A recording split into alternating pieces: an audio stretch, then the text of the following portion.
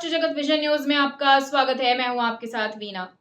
महादेव सट्टा ऐप मामले में आरोपी गोविंद लालवानी और नंदलाल लालवानी के खिलाफ एक अज्ञात व्यक्ति ने शिकायत की है।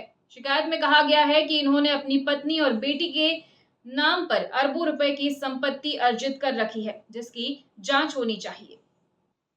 महादेव सट्टा ऐप के संचालकों गोविंद लालवानी और नंदलाल लालवानी पर हवाला के जरिए करोड़ों रुपए की मनी लॉन्ड्रिंग करने का आरोप लगा है।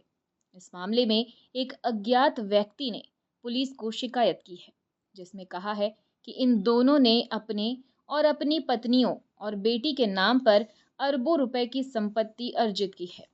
शिकायतकर्ता ने पुलिस महानिदेशक और अन्य वरिष्ठ अधिकारियों को पत्र लिखकर इस पूरे मामले की जांच ईडी से करवाने की मांग की है।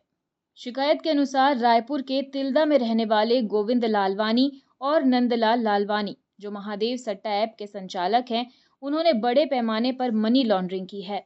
उन्होंने अवैध तरीके से अरबों रुपए कमाए हैं और इस संपत्ति को अपनी पत्नियों कोमल लालवानी, माया लालवानी और बेटी डिक्की लालवानी के नाम पर खरीदा है। शिकायत में ये भी दावा किया गया है कि इन तीनों महिलाओं ने भी इस अपराध में उनका पूरा साथ दिया है। शिकायतकर्ता ने यह भी बताया कि इस पूरे मनी लॉन्ड्रिंग और हवाला के खेल में मुकेश मोटवानी और ऋषभ पोपियानी नाम के 2 अन्य लोग भी शामिल हैं। इन लोगों ने अपने रिश्तेदारों और कुछ अन्य लोगों के नाम पर भी करोड़ों रुपए की बेनामी संपत्ति बना रखी है। शिकायतकर्ता ने यह भी कहा कि इन सभी आरोपियों के खिलाफ एफआईआर दर्ज कर इनकी संपत्तियों को तुरंत सील किया जाना चाहिए और उनसे पूछताछ की जानी चाहिए कि इतने कम समय में उन्होंने इतनी बड़ी संपत्ति आखिर कैसे बनाई।